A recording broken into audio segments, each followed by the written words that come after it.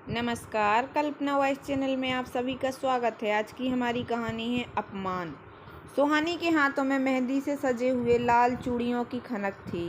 नई नवेली दुल्हन के रूप में जब उसने ससुराल में पहली बार कदम रखा तो उसके मन में उम्मीदें थी। उसने सोचा था कि यह घर उसका अपना होगा, जहाँ प्यार और सम्मान की छाँव में वह अपनी नई दुनिया बसाएगी। शादी के पहले कुछ महीने वैसे ही थे जैसे उसके कल्पना की थी। राहुल ने उसे प्यार से घेर रखा था। छोटी छोटी चीज़ों का ख्याल रखना, शाम को साथ बैठकर बातें करना और कभी कभी सुहानी के मनपसंद गुलाब जामुन लाकर देना, ये सब छोटे छोटे इशारे उसे यकीन दिलाते थे कि उसने सही जीवन साथी चुना है। घर में सास सुनीता जी की मजबूत पकड़ थी। ननद वंदना जो शादीशुदा होकर भी अक्सर मायके में रहती थी, और देवा विवेक जो अभी पढ़ाई कर रहा था, इस घर के मुख्य सदस्य थे।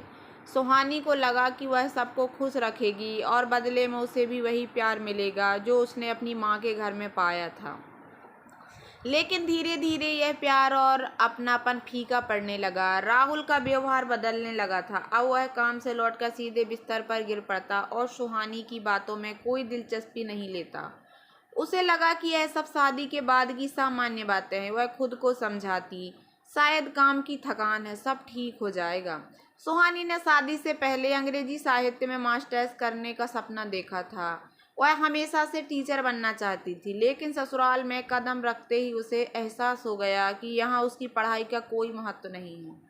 सास ने पहले ही दिन स्पष्ट कर दिया था, अब बहू बनकर घर संभालना तुम्हारी जिम्मेदारी है, ये पढ़ाई लिखाई अब छोड़ो। सुहानी ने विरोध करना चाहा, लेकिन राहुल ने भी कोई समर्थन नहीं दिया। माँ सही कहती हैं सुहानी, अब हमें घर पर ध्यान देना चाहिए, राहुल ने बेरुखी से कहा था। उस दिन सुहानी के भीतर कुछ टूट गया था, लेकिन उसने इसे अपने भाग्य का हिस्सा मानकर स्वीकार कर लिया। सुनीता जी का घर की मालकिन थी, उनका हर फैसला अंतिम होता था। सुबह 4 बजे उठकर सारा घर साफ करना, नाश्ता तैयार करना और हर सदस्य की ज़रूरतों का ध्यान रखना सुहानी की दिनचर्या बन चुकी थी। सास के सामने कोई गलती करने का मतलब था कठोर फटकार। वंदना ने भी सुहानी को कभी दिल से नहीं अपनाया।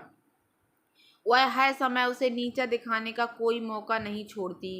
एक दिन जब सुहानी ने खाना बनाते हुए हल्का सा मसाला कम कर दिया था, वंदना ने चिढ़ते हुए कहा, भाभी तुमसे तो साधारण खाना भी नहीं बनता, आखिर माँ ने कौन सी गवार बहू खोज निकाली है। दिन बीतते गए और सुहानी ने महसूस किया कि यह घर उसका नहीं है। यह घर तो जैसे एक पिंजरा था जिसमें वह कैद हो गई थी। उसके सपने, इच्छाएं और पढ़ाई सब कुछ धुंधला हो चुका था। वह सोचती, क्या यही मेरी जिंदगी है, क्या मैंने यही चुना था। लेकिन वह चुप रही, सब सहती रही। उसे उम्मीद थी कि कभी न कभी हालात बदलेंगे, लेकिन समय बीतने के साथ यह उम्मीद भी धुंधली होने लगी। सुहानी के हाथों की चूड़ियां अब खनकती नहीं थी, बल्कि बोझ लगने लगी थी। जो घर उसने सपनों का घरौंदा समझा था, वह बंधनों का मकान बन चुका था। लेकिन उसके भीतर कहीं न कहीं एक चिंगारी अभी भी जीवित थी। उसे पता था कि यह अपमान और उपेक्षा हमेशा नहीं चलेगी। दिन का समय था, लेकिन घर में अजीब सा सन्नाटा पसरा हुआ था। सुहानी रसोई में काम कर रही थी। गीली आंखों से आटे को गूंथते हुए उसके मन में बीते दिनों की बातें घूम रही थी। 6 साल पहले जिस घर में उसने प्यार और अपनापन ढूंढने की कोशिश की थी, वही अब उसे पराया लगने लगा था। राहुल का प्रेम ठंडा पड़ चुका था और सास सुनीता जी के ताने उसकी आत्मा को लगातार छन्नी कर रहे थे। यह उस दिन की बात है जब घर में रिश्तेदार आए थे। सुनीता ने सुहानी को सुबह से ही काम में झोंक दिया था।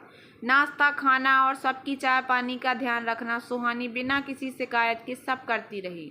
लेकिन जब दोपहर के खाने के समय चपातियां जरा सी मोटी हो गईं, तो सुनीता जी ने सबके सामने डपटते हुए कहा, इतने साल हो गए पर इस लड़की से एक भी काम सही से नहीं होता। मेरी तो किस्मत ही फूट गई जो ऐसी बहू मिली।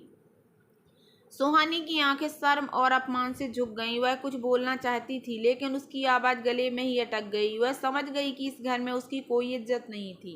रिश्तेदारों के सामने झेलना पड़ा यह अपमान उसकी आत्मा पर गहरी चोट कर गया। सुहानी के ससुर महेश कोने में बैठे यह सब चुपचाप देख रहे थे। उनके चेहरे पर मजबूरी साफ झलक रही थी। वह जानते थे कि सुहानी के साथ अन्याय हो रहा है, लेकिन कुछ कहने की हिम्मत नहीं जुटा पाए। सुनीता जी के कठोर स्वभाव के आगे वह हमेशा मौन साधे रहते।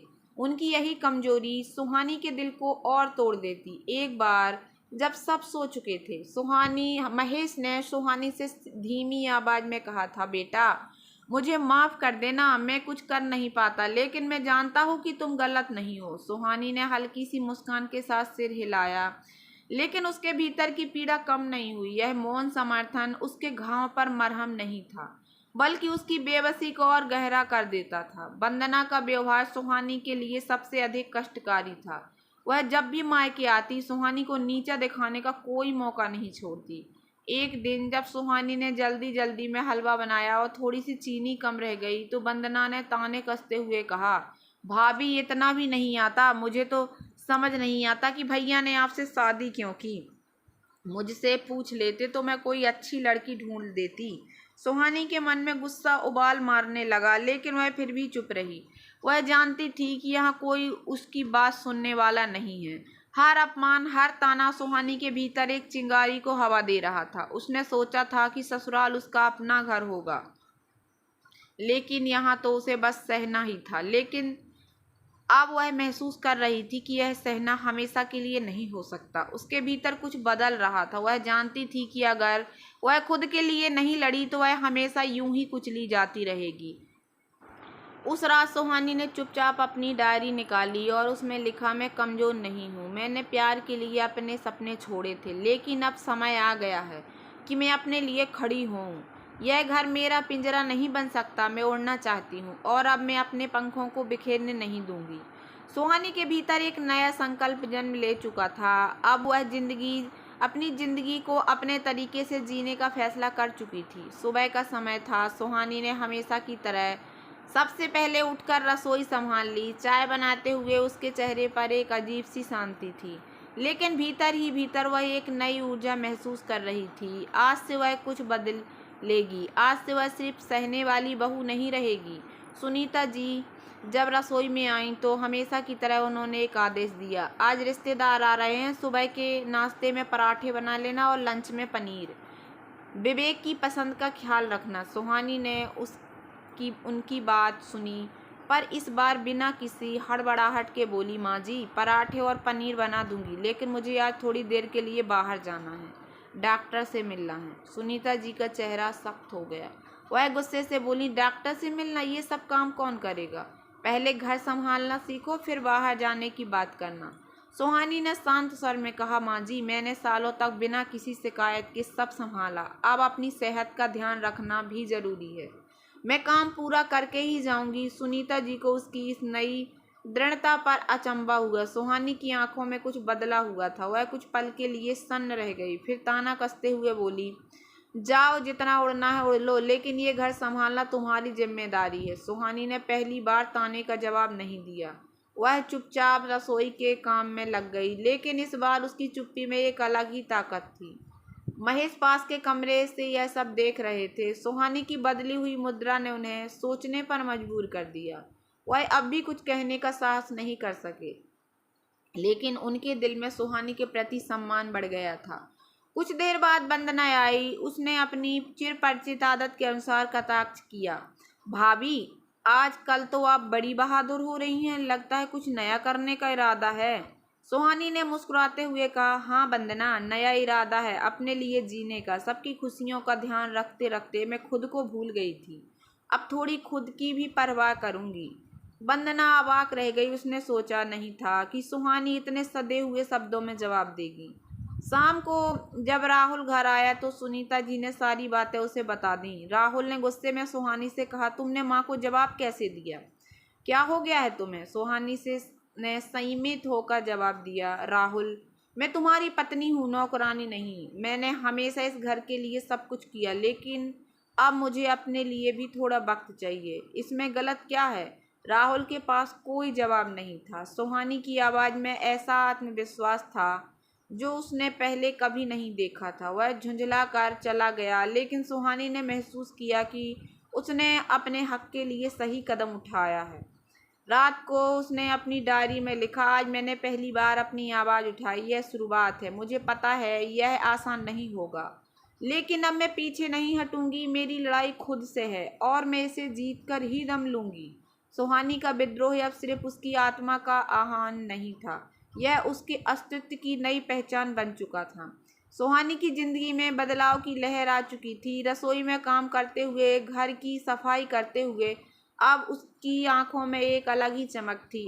अब वह खुद को पहले से कहीं ज़्यादा महत्वपूर्ण समझने लगी थी। वह जानती थी कि यह लड़ाई लंबी हो सकती है, लेकिन इस बार वह हारने वाली नहीं थी। सास, ससुर, ननंद सभी उसे अपनी जगह पर रखने की कोशिश कर रहे थे, लेकिन सुहानी अब धीरे धीरे अपने हक के लिए आवाज़ उठाने लगी थी। उसका यह बदलाव सभी के लिए एक बड़ा झटका था। एक दिन सुबह जब सुहानी ने सुनीता जी से यह कह दिया कि वह अब किसी भी काम में उनकी मदद नहीं कर सकती, क्योंकि उसे अपने लिए भी समय चाहिए, सुनीता जी का गुस्सा 7वें आसमान पर था। वह चिल्लाते हुए बोली, तुमने मुझे माता जी समझा था या अपनी नौकरानी? घर के काम बिना मेरी मदद के कैसे चलेंगे? क्या तुम्हें ये घर अपनी जिम्मेदारी नहीं लगता? सुहानी ने नर्म आवाज में कहा, माँ जी, मैं घर की जिम्मेदारी पूरी तरह से निभा रही हूँ, लेकिन सिर्फ यह काम करने से मेरी पहचान खत्म हो जाती। मुझे मेरे व्यक्तित्व और ख्वाहिशों को भी समझने का हक है।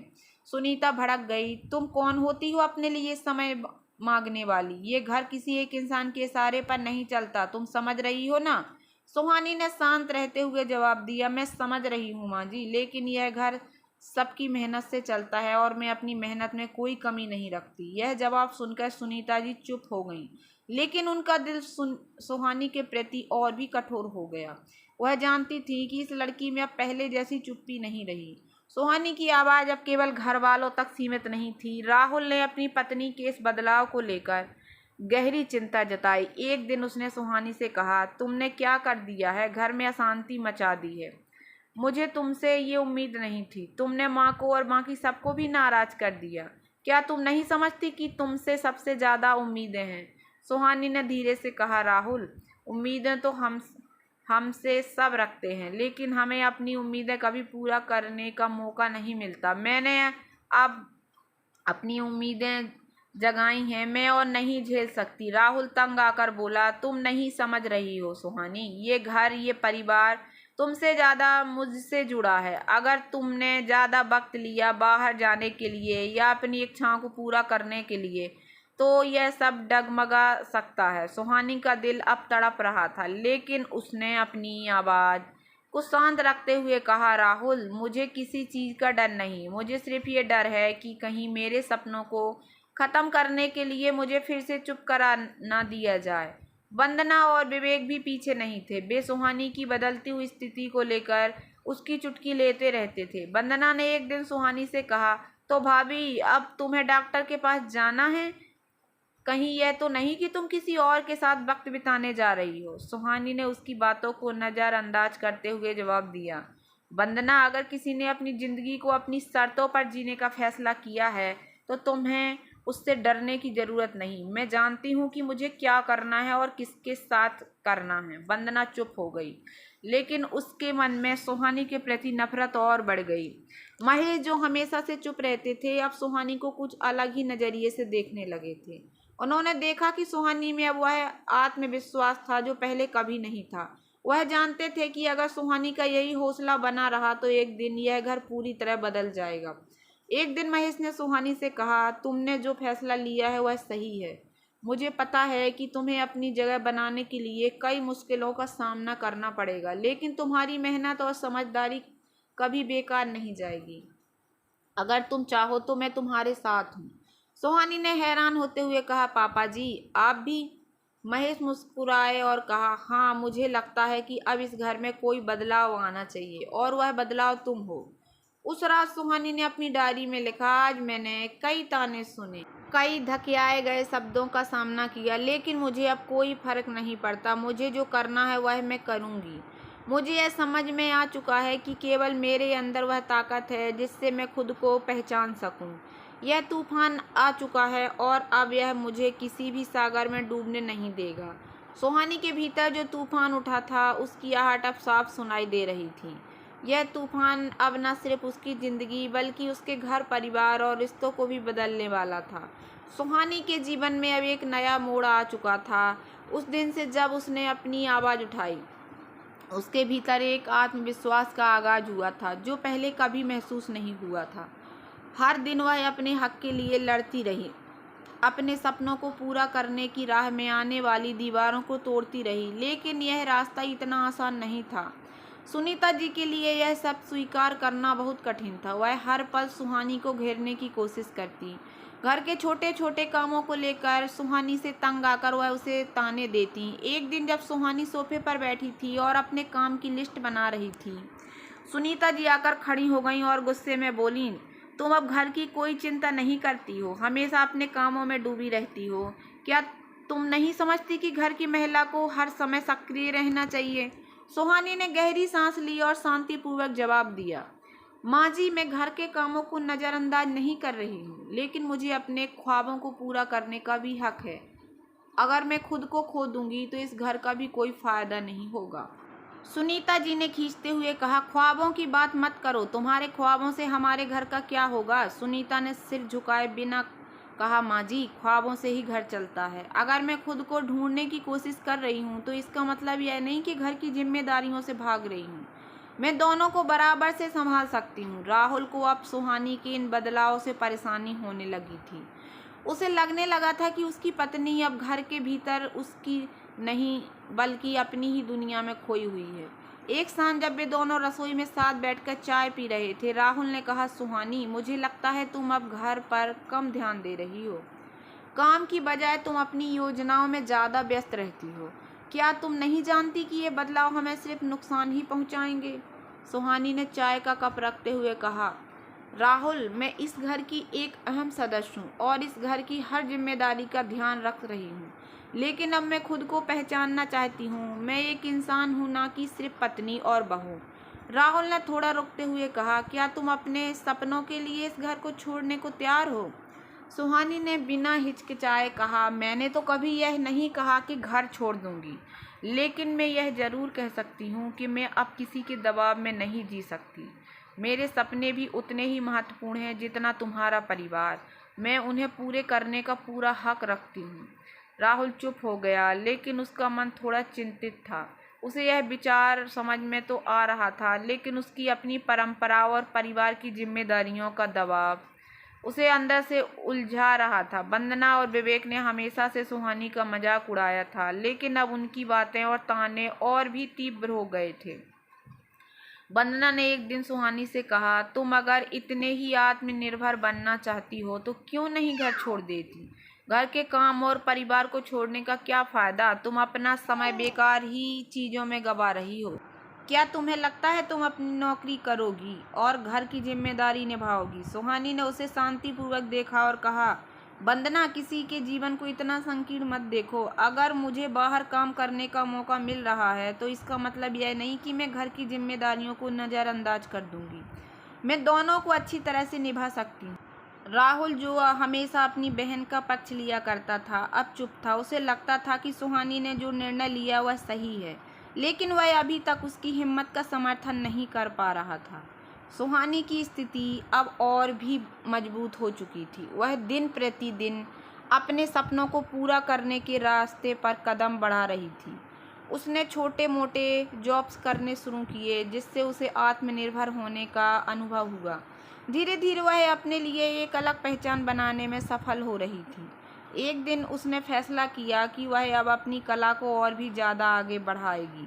उसके पास अब एक नई ऊर्जा थी और उसने अपनी तस्वीरों और लेखन के लिए एक नया ब्लॉग भी शुरू किया। उसका यह कदम परिवार के लिए चौंकाने वाला था, लेकिन सुहानी जानती थी कि यह उसकी सफलता की दिशा में पहला कदम था। महेश अब पहले से ज़्यादा उसकी तरफ थे। उन्होंने सुहानी की कड़ी मेहनत और संघर्ष को सराहा और उसे अपनी पूरी मदद देने का वादा किया। एक दिन जब सुहानी ने अपने ब्लॉग के पहले पोस्ट पर अपनी रचनाओं का संग्रह साझा किया तो महेश ने कहा, तुमने जो किया है वह काबिले तारीफ है। तुम्हारे सपने अब उड़ने के लिए तैयार हैं। मैं तुम्हारे साथ हूँ, चाहे जो हो। सुहानी ने उन शब्दों को अपने दिल में सहेजा। उसने महसूस किया कि वह अकेली नहीं थी। उसने अपने सपनों को पूरा करने का रास्ता ढूंढ लिया था और अब कोई भी उसे रोक नहीं सकता था। सुहानी का संघर्ष अब एक नई दिशा की ओर बढ़ रहा था। उसने अपने सपनों को पूरा करने का रास्ता चुन लिया था और अब उसका आत्मविश्वास हर दिन और भी मजबूत हो रहा था। घर में लगातार बढ़ते तनाव के बावजूद वह जानती थी कि उसे अपने उद्देश्य से कभी भी पीछे नहीं हटना है। सुनीता जी के साथ अब रिश्ते ज़्यादा सख्त हो गए थे। सुहानी को यह महसूस हो रहा था कि उसकी सफलता सास के लिए एक चुनौती बन चुकी थी। वह किसी भी हाल में उसे यह नहीं स्वीकार कर पा रही थी कि उनकी बहू अब अपने फैसले खुद लेने लगी थी। एक दिन जब सुहानी ने अपने लिए नए ब्लॉग के बारे में सुनीता जी को बताया तो उनका चेहरा तमतमाया हुआ था। ब्लॉग? तुम इन सब फालतू चीज़ों में समय बर्बाद कर रही हो, घर की जिम्मेदारी छोड़कर। सुनीता जी की आवाज़ में गुस्सा और चिढ़ थी। सुहानी ने शांतिपूर्वक जवाब दिया, माँ जी, मुझे घर की जिम्मेदारी निभानी आती है, लेकिन अगर मैं खुद को खो दूंगी तो यह घर किसी काम का नहीं रहेगा। मैं इन सब चीज़ों में समय नहीं बर्बाद कर रही, बल्कि खुद को ढूंढ रही हूँ। सुनीता जी ने मुंह फुलाया। खुद को ढूंढने का मतलब घर को छोड़ देना नहीं है। तुम भूल रही हो कि इस घर में तुम्हारा स्थान क्या है। सुहानी ने गहरी सांस ली और अपने फैसले पर अडिग रहते हुए कहा, माँ जी, मेरा स्थान अब इस घर के भीतर नहीं बल्कि इस समाज में है। मैं अपनी पहचान बनाना चाहती हूँ। अगर आप मेरी मदद नहीं कर सकती तो कम से कम मुझे रोकिए मत। यहाँ तक कि वंदना और विवेक भी चुप हो गए थे यह सब देखकर। वे दोनों हमेशा से सुनीता जी का पक्ष लेते थे, लेकिन सुहानी के दृढ़ निश्चय के सामने वे सब खामोश थे। राहुल इस समय बिल्कुल चुप था। वह जानता था कि सुहानी की सोच बदल चुकी है और उसका परिवार इसे आसानी से नहीं समझने वाला था। वह कहीं ना कहीं अपने परिवार और अपनी पत्नी के बीच एक पुल बनाने की कोशिश कर रहा था, लेकिन इस संघर्ष में वह खुद भी उलझा हुआ था। एक शाम जब राहुल घर लौटा तो सुहानी ने उसे अपने ब्लॉग की नई पोस्ट के बारे में बताया। उसने कहा, राहुल, मेरी नई पोस्ट बहुत अच्छी है और मुझे लगता है कि मेरी मेहनत रंग ला रही है। राहुल ने कुछ पल उसकी बातों को सुना और फिर कुछ देर तक चुप रहा।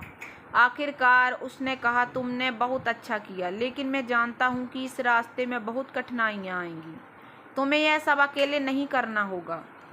सुहानी ने मुस्कुराते हुए कहा, धन्यवाद राहुल, तुम्हारा समर्थन मुझे चाहिए, लेकिन मैं यह भी जानती हूँ कि मेरे रास्ते पर सिर्फ मैं ही चल सकती हूँ। मुझे खुद पर विश्वास है। मुझे उम्मीद है कि तुम भी मुझे समझोगे। राहुल की आंखों में चिंता और गर्व दोनों थे, लेकिन वह खामोश था। एक दिन महेश ने सुहानी को अपने ऑफिस बुलाया। वह हमेशा से सुहानी के साथ खड़े थे और अब उन्होंने उसे एक बड़ा अवसर दिया था। सुहानी, मैंने तुम्हारी मेहनत और संघर्ष को देखा है। तुम्हारे ब्लॉग को अब और व्यापक बनाने का समय आ गया है। मैं तुम्हारे लिए एक नई वेबसाइट बनाने का प्रस्ताव दे रहा हूँ, जिससे तुम अपनी कला को और भी ज़्यादा लोगों तक पहुँचा सको। सुहानी की आंखों में चमक आ गई। आप सच कह रहे हैं बाबूजी, यह मेरे लिए बहुत बड़ा मौका होगा। महेश ने हंसते हुए कहा, तुम्हारी मेहनत को सही दिशा में लगाना बहुत ज़रूरी है। तुम्हें अब अपने हौसले को उड़ान देनी होगी। इस वेबसाइट से तुम न सिर्फ अपनी कला को बल्कि अपने विचारों को और अनुभवों को भी दुनिया तक पहुंचा सकोगी। सुहानी ने उत्साह से सिर हिलाया और कहा, मैं इस मौके का पूरा फ़ायदा उठाऊंगी। धन्यवाद बाबूजी। घर में सुहानी के इस नए कदम से तनाव और भी बढ़ गया था। सुनीता जी और वंदना ने इसे अपनी असहमति का कारण बना लिया था। वे सोचती थी कि यह सब सुहानी के घर और परिवार को उपेक्षित करने का एक तरीका था। एक दिन जब सुहानी अपने ब्लॉग पर काम कर रही थी, वंदना आकर बोली, तुम अपनी पूरी जिंदगी ब्लॉग और वेबसाइट में डाल दोगी क्या? घर की जिम्मेदारियों का क्या होगा? सुहानी ने अपनी आंखें उठाकर कहा, वंदना, मुझे लगता है कि मैं दोनों को ठीक से निभा सकती हूँ। मैं अपनी कला को एक पहचान देना चाहती हूँ, लेकिन इसका मतलब यह नहीं कि घर को नज़रअंदाज कर दूँगी। मैं इस रास्ते पर चली हूँ और मुझे उम्मीद है कि तुम भी मुझे समझोगी। वंदना चुप रही, लेकिन उसके चेहरे पर कोई संतुष्टि नहीं थी। सुहानी के मन में एक नया विश्वास था। अब वह जान चुकी थी कि सपनों को पूरा करने के लिए संघर्ष करना पड़ता है, लेकिन वह इस संघर्ष से डरने वाली नहीं थी। हर दिन वह खुद को और मजबूत बना रही थी। उसे अब यकीन था कि वह जिस रास्ते पर चल रही है वह सही है और एक दिन उसका संघर्ष अपने पूरे रंग में उभरेगा। उसका आत्मविश्वास और उसके सपनों की उड़ान अब उसे कभी नहीं रुकने देगी। सुहानी का जीवन अब पूरी तरह से बदल चुका था। उसके भीतर एक नया सूरज उग चुका था, जो उसे अपनी मंजिल की ओर मार्गदर्शन दे रहा था। सुहानी के जीवन में एक नई शुरुआत का एहसास हो रहा था। ब्लॉग और वेबसाइट पर उसकी मेहनत अब रंग लाने लगी थी और वह दिन ब दिन आत्मविश्वास से भरी हुई थी। उसने महसूस किया कि अपने सपनों का पीछा करते हुए उसने अपनी असल पहचान को खो दिया था और अब वह फिर से खुद को ढूंढ रही थी। यह यात्रा अब सिर्फ करियर तक सीमित नहीं थी, बल्कि यह आत्म खोज की एक प्रक्रिया बन चुकी थी। एक शाम जब सुहानी अपने कमरे में बैठी थी और ब्लॉग के नए पोस्ट पर काम कर रही थी, उसके मन में कई सवाल उभरे। क्या वह सही रास्ते पर जा रही है? क्या उसने अपने परिवार को नज़रअंदाज तो नहीं किया? ये सवाल उसे लगातार घेरे हुए थे, लेकिन अब उसने एक निर्णय लिया, मुझे खुद से मुलाकात करनी होगी। मुझे यह समझना होगा कि मेरी पहचान सिर्फ एक पत्नी या बहू के रूप में नहीं है। मैं एक महिला, एक इंसान हूँ जिसे अपने सपनों को पूरा करने का हक है, सुहानी ने खुद से कहा। सुहानी ने एक किताब उठाई और उसमें कुछ पढ़ने का मन बनाया। उसने हमेशा पढ़ाई और कला में रुचि रखी थी, लेकिन ससुराल में रहते हुए समय की कमी और घरेलू जिम्मेदारियों ने उसे कभी खुद को समर्पित करने का समय नहीं दिया था। अब वह उन सभी चीज़ों को फिर से जीने के लिए तैयार थी जिनसे उसने खुद को दूर किया था। सुहानी को एक एहसास हो रहा था कि उसके और राहुल के रिश्ते में एक खामोशी छा गई थी। वह अपने करियर के प्रति समर्पित हो रही थी, लेकिन राहुल अब भी अपनी चुप्पी साधे हुए था। एक दिन जब वह काम से वापस घर लौटा, सुहानी ने उसकी आंखों में एक सवाल देखा। राहुल, क्या तुम खुश हो? सुहानी ने धीरे से पूछा। राहुल ने उसकी ओर देखा और कुछ पल के लिए चुप रहा। फिर उसने कहा, तुम्हारे खुश रहने का तरीका मुझे समझ नहीं आता। तुम अब अपनी दुनिया में खो चुकी हो और मैं तुम्हारे साथ उस दुनिया में नहीं हूँ। सुहानी को समझ आया कि राहुल ने अपनी चुप्पी का कारण यह माना कि वह उसे अब उतना समय नहीं दे पा रही है जितना पहले देती थी। राहुल, यह बदलाव मेरी जिंदगी का हिस्सा है। मैं खुद को पहचानने की कोशिश कर रही हूँ और मैं जानती हूँ कि मैं तुम्हारे बिना कुछ नहीं कर सकती, लेकिन क्या तुम मेरे साथ इस सफर में शामिल हो सकते हो? सुहानी ने अपनी बात साझा की। राहुल ने उसकी आंखों में देखा और धीरे से कहा, मैं तुम्हारे साथ हूँ सुहानी, लेकिन मुझे यह भी समझना होगा कि तुम अब वही महिला नहीं हो जो शादी के बाद थी। तुम में बदलाव आया है और मैं इसे स्वीकार कर रहा हूँ। यह सुनकर सुहानी को थोड़ी राहत मिली। उसने महसूस किया कि राहुल को समझाना इतना कठिन नहीं था जितना उसे लगता था, लेकिन घर में सुहानी के कदमों से ज़्यादा बदलाव की हवा चलने लगी थी।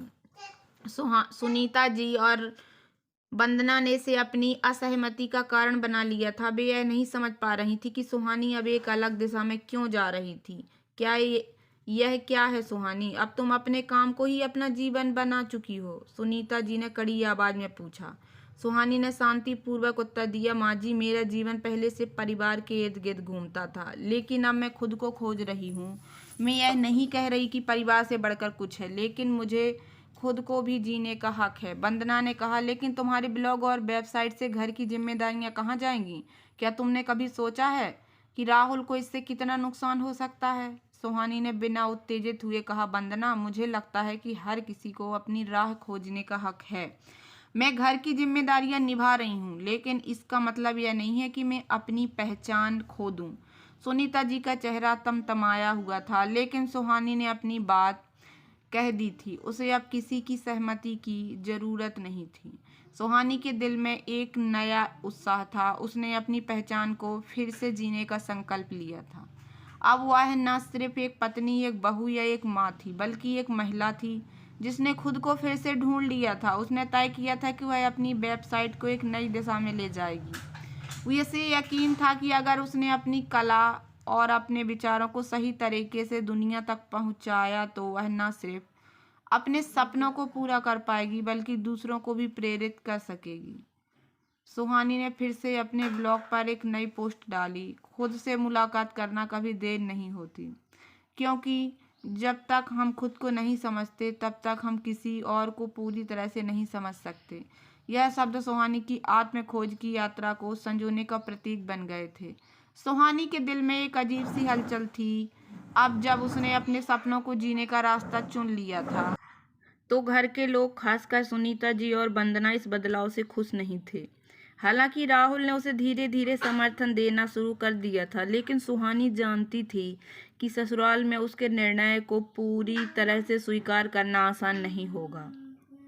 राहुल के साथ वह अब अच्छे संबंध बनाने की कोशिश कर रही थी, लेकिन घर में लगातार असहमति का माहौल बना रहता था। वंदना, जो हमेशा सुहानी के खिलाफ कुछ न कुछ कहने की कोशिश करती रहती थी, अब उसे खुलकर आड़े हाथों लेना शुरू कर दिया था। क्या तुम सच में यह समझती हो कि तुम्हारा ब्लॉग और वेबसाइट घर के कामों से ज़्यादा अहम है? वंदना ने एक दिन सुहानी से कहा, जब वह वेबसाइट के लिए कुछ नया लिखने की कोशिश कर रही थी।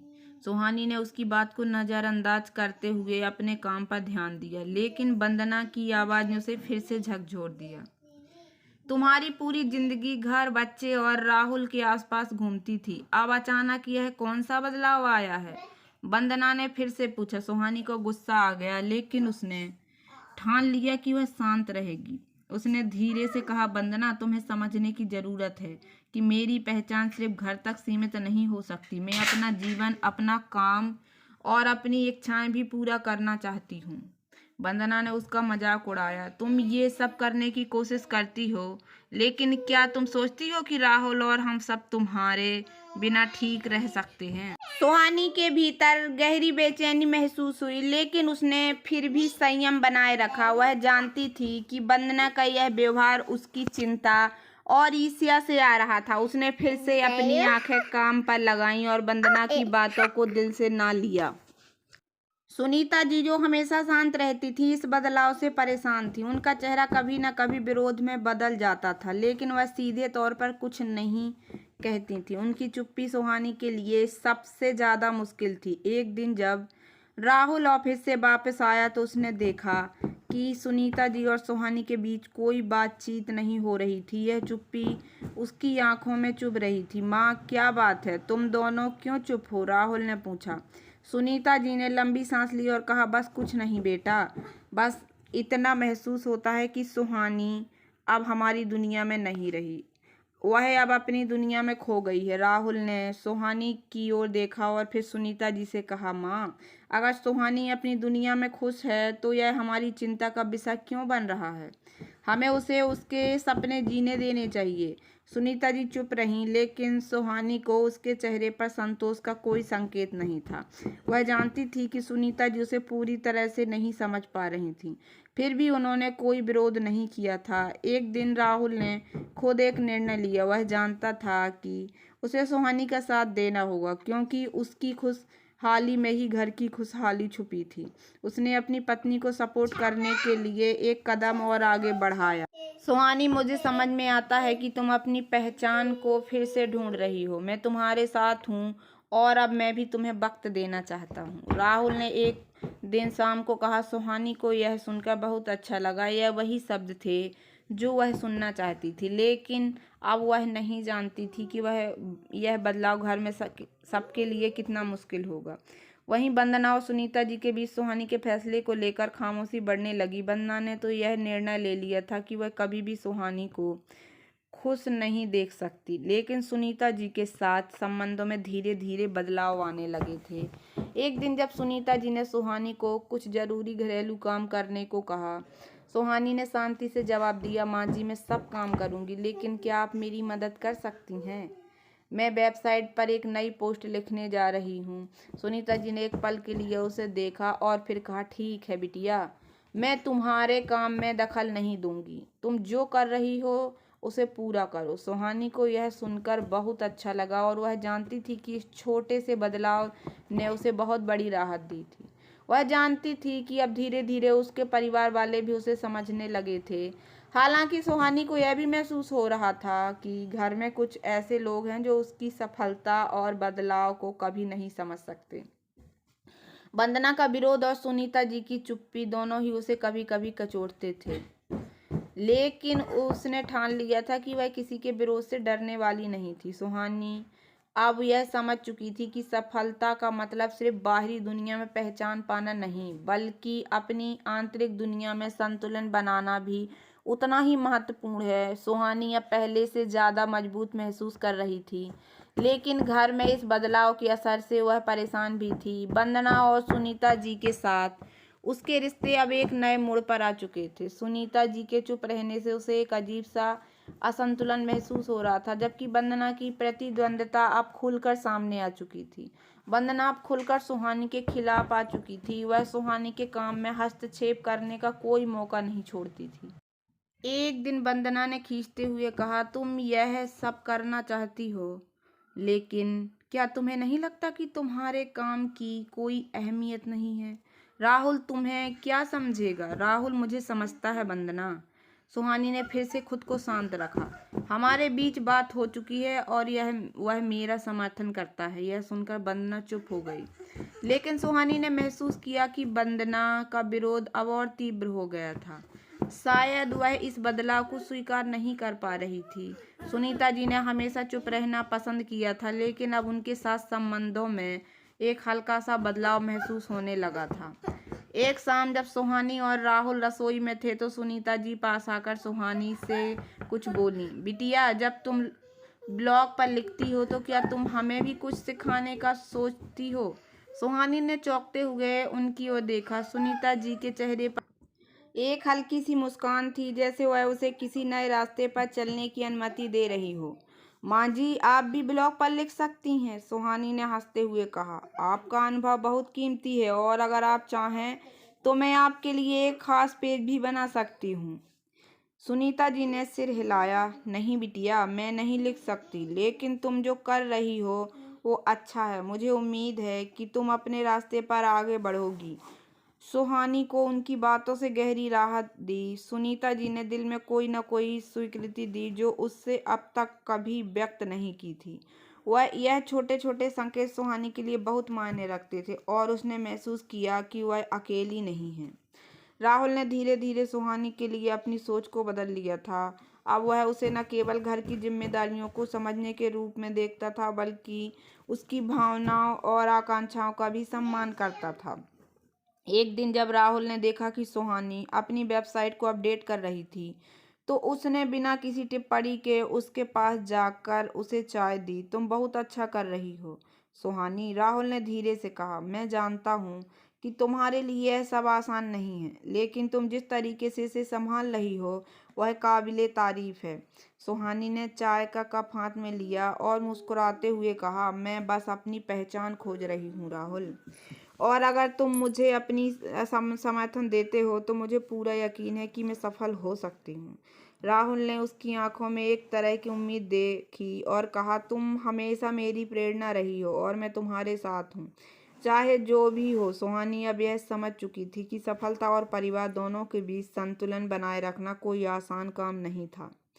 उसे कई बार यह महसूस हुआ कि अगर वह अपने सपनों का पीछा करती है तो उसे बहुत सी कीमत चुकानी पड़ेगी, लेकिन अब वह अपने फैसलों में पूरी तरह से आत्मविश्वासी थी। क्या तुम सच में सोचती हो कि मैं अकेले यह सब कर सकती हूँ? सुहानी ने एक दिन राहुल से पूछा। राहुल ने उसे गहरी नज़र से देखा और कहा, तुम अकेली नहीं हो सुहानी, मैं तुम्हारे साथ हूँ और मुझे यकीन है कि तुम वह सब कर सकती हो जो तुम चाहती हो। सुहानी ने उसकी बातों को दिल से लगा लिया। अब उसे यह महसूस हो रहा था कि वह अपनी यात्रा अकेले नहीं बल्कि अपने परिवार के साथ कर सकती है। वंदना और सुनीता जी का विरोध शायद हमेशा रहेगा, लेकिन वह जानती थी कि अगर वह अपने सपनों को जीने के लिए दृढ़ बनी तो उसे कोई भी रुकावट रोक नहीं सकती। सुहानी के जीवन में अब एक नई खोज की ऊर्जा थी, लेकिन साथ ही वह महसूस कर रही थी कि उसके सामने चुनौतियां भी बढ़ती जा रही थीं। ब्लॉग लिखना और अपनी पहचान बनाना अब उसकी प्राथमिकता बन चुका था, लेकिन घर के भीतर की राजनीति, वंदना का विरोध जारी था। सुहानी जानती थी कि वंदना के लिए उसका आत्मनिर्भर होना एक चुनौती था, क्योंकि अब वह सशक्त महसूस कर रही थी और यह बदलाव वंदना को स्वीकार नहीं हो पा रहा था। सुनीता जी अब पहले से ज़्यादा चुप रहने लगी थीं, लेकिन सुहानी ने कभी हार नहीं मानी। एक दिन जब सुनीता जी रसोई में काम कर रही थीं, सुहानी ने धीरे से उनके पास जाकर कहा, माँ जी, क्या आप मुझसे कुछ बात करना चाहेंगी? सुनीता जी ने पलट कर देखा और फिर एक गहरी सांस ली। क्या तुम सच में अपनी बातों से सच्ची खुशी पाती हो बिटिया? सुहानी ने आश्चर्य से कहा, हाँ माँ जी, यह मेरी पहचान है। मुझे लगता है कि मैं कुछ बड़ा कर सकती हूँ। मुझे बस थोड़ा समय चाहिए और मुझे आपके आशीर्वाद की ज़रूरत है। सुनीता जी ने उसकी आंखों में एक अजीब सा विश्वास देखा। उन्होंने अपने गीले हाथों से रसोई की एक चम्मच सफाई की और कहा, ठीक है बिटिया, तुम वही करो जो तुम्हें सही लगे। बस इतना याद रखना, अगर तुम कभी गिर जाओ तो हम तुम्हारे साथ होंगे। सुहानी ने उनकी बातों को दिल से लिया। यह उनके समर्थन का पहला संकेत था और वह जानती थी कि इससे उसके जीवन में कुछ बदलने वाला था। राहुल ने अब सुहानी के लिए पूरी तरह से समर्थन दिखाना शुरू कर दिया। एक दिन जब वे दोनों शाम की चाय पी रहे थे, राहुल ने कहा, सुहानी, तुम बहुत कुछ कर रही हो। तुम्हारी मेहनत देखकर मुझे बहुत गर्व महसूस होता है। अगर तुम्हें आगे बढ़ने के लिए किसी चीज़ की ज़रूरत हो तो मुझे बताना, मैं तुम्हारे साथ हूँ। सुहानी को राहुल के शब्दों में एक नया विश्वास महसूस हुआ। यह वही पति था जिसने पहले उसकी महत्वाकांक्षाओं को नज़रअंदाज किया था। अब वह पूरी तरह से उसे प्रोत्साहित कर रहा था। मैं सिर्फ तुम्हारे साथ खड़ा नहीं हूँ सुहानी, मैं तुम्हारी ताकत बनूंगा ताकि तुम वह हासिल कर सको जो तुम चाहती हो। तुम्हारा सपना मेरा सपना है, राहुल ने उसे दिलासा देते हुए कहा। धन्यवाद राहुल, सुहानी ने चाय का कप पकड़े हुए कहा। यह तुम्हारा समर्थन है जो मुझे इस रास्ते पर आगे बढ़ने की ताकत देता है। सुहानी अब इस स्थिति में थी कि वह खुद को और अपने सपनों को एक नई दिशा दे सकती थी। एक रात जब घर में सब सो गए थे, सुहानी ने अपने लैपटॉप को खोला और एक नए लेख की शुरुआत की। उसकी आंखों में एक नई उम्मीद थी और दिल में विश्वास था कि वह इस राह पर अकेले नहीं चल रही थी। राहुल का समर्थन और सुनीता जी की मूक स्वीकृति उसे लगातार आगे बढ़ने के लिए प्रेरित कर रहे थे। सुहानी ने अपने जीवन के इस नए अध्याय में कदम रख दिया था। उसके भीतर एक अजीब सा आत्मविश्वास था और वह जानती थी कि इस बार वह खुद को किसी के समक्ष झुकने नहीं देगी। अपने ब्लॉग के माध्यम से उसने न केवल अपने विचार व्यक्त किए थे, बल्कि उसने उन महिलाओं के अनुभवों को भी साझा किया था जो समाज के विभिन्न दबावों से जूझ रही थीं। उसका लेखन समाज में बदलाव की एक छोटी सी कोशिश बन चुका था और वह इस काम को और आगे बढ़ाने के लिए तैयार थी। वंदना पहले जैसी तख्ती से सुहानी से बात नहीं करती थी, लेकिन उसका विरोध अब मौन हो गया था। वंदना को यह भी समझ में आ गया था कि वंदना के भीतर एक डर था। वह खुद को कभी सुहानी जैसा आत्मनिर्भर और सशक्त नहीं देख पाई थी, लेकिन वह सब सुहानी से सहमत नहीं थी और उसकी चुप्पी ने उसे एहसास दिलाया कि बदलाव के प्रति उसका दृष्टिकोण पूरी तरह से बदल चुका था। सुनीता जी भी अब पहले जैसी चुप नहीं रहीं। एक दिन जब सुहानी अपने लेख के लिए सामग्री इकट्ठा कर रही थी, सुनीता जी आकर पास बैठी। तुम्हारे लेखों में बहुत कुछ है बिटिया, उन्होंने धीरे से कहा। तुमने जो कुछ भी लिखा है वह मुझे पसंद आया। सुहानी की आंखों में चमक थी। क्या आप सच में ऐसा सोचती हैं माँ जी? उसने आश्चर्य से पूछा। हाँ बिटिया, तुमने अपनी पहचान बनाई है और यह कोई छोटी बात नहीं है। तुम्हारे प्रयासों ने मुझे यह सिखाया है कि जीवन में कभी भी हार नहीं माननी चाहिए। सुनीता जी की बातों ने सुहानी को एक नया दृष्टिकोण दिया। वह जानती थी कि इस समय में उसे न केवल खुद को बल्कि अपने परिवार को भी इस बदलाव के साथ आगे बढ़ने की प्रेरणा देनी है। राहुल ने सुहानी के लिए अब और भी कुछ किया था। एक दिन जब सुहानी अपने लेखन के बारे में सोच रही थी, राहुल ने कहा, तुम अपने काम में बहुत अच्छा कर रही हो सुहानी। अब वक्त आ गया है जब तुम्हें अपनी आवाज़ को और ऊंचाई तक पहुंचाना चाहिए। तुम अपनी लेखनी से और भी महिलाओं को प्रेरित कर सकती हो, लेकिन मुझे इस रास्ते पर अकेले जाना होगा। राहुल, सुहानी ने थोड़ी चिंता के साथ कहा, मुझे लगता है मैं बहुत कुछ खो दूंगी या फिर लोग मुझसे गलत तरीके से देखेंगे। तुम अकेली नहीं हो सुहानी, राहुल ने उसे सांत्वना दी। मैं तुम्हारे साथ हूँ और हमें एक दूसरे की मदद से ही सफलता मिलेगी। तुम अपनी पहचान पा चुकी हो और अब उसे और बढ़ाओ। राहुल का यह समर्थन सुहानी के लिए ताकत का स्रोत बन गया। अब वह अपने लेखन के माध्यम से और ज़्यादा महिलाओं की आवाज़ बनना चाहती थी। सुहानी ने एक बड़ा फैसला लिया। वह अपना खुद का ऑनलाइन मंच बनाएगी जहां महिलाओं के मुद्दों पर चर्चा की जाएगी। उनके संघर्षों को साझा किया जाएगा और उन्हें अपनी आवाज़ उठाने का मौका मिलेगा। उसने इसके लिए काम शुरू किया और कुछ ही महीनों में एक ऐसा मंच स्थापित किया जो धीरे धीरे महिलाओं के बीच खासा लोकप्रिय हो गया।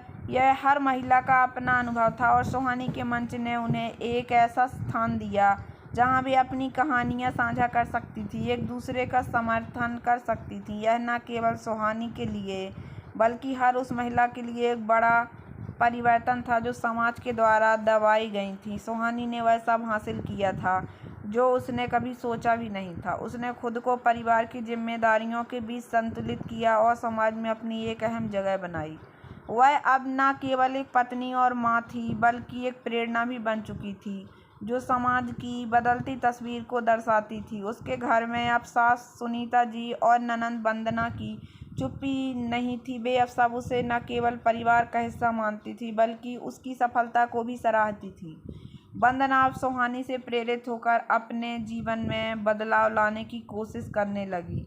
सुहानी की आंखों में अब सपना था, एक सपना जो न केवल उसके लिए था बल्कि उन तमाम महिलाओं के लिए था जो आज भी अपनी पहचान बनाने के लिए संघर्ष कर रही थी। वह जानती थी कि जीवन की राह पर संघर्ष हमेशा रहेगा, लेकिन अब वह हम अकेली नहीं थी। उसने खुद को साबित किया और अब वह हर महिला को अपनी पहचान बनाने की प्रेरणा देने के लिए तैयार थी। ये बदलाव एक नई सूरज के उगने का संकेत था जो महिलाओं के लिए नए अवसर और संभावना लाएगा। तो दोस्तों, कैसी लगी आप लोगों को मेरी ये कहानी? अगर कहानी थोड़ी सी भी पसंद आई हो तो प्लीज़ मेरे वीडियो को लाइक कर देना। चैनल पर नए आए हो तो प्लीज़ सब्सक्राइब कर लेना और ज़्यादा से ज़्यादा शेयर करना। धन्यवाद दोस्तों।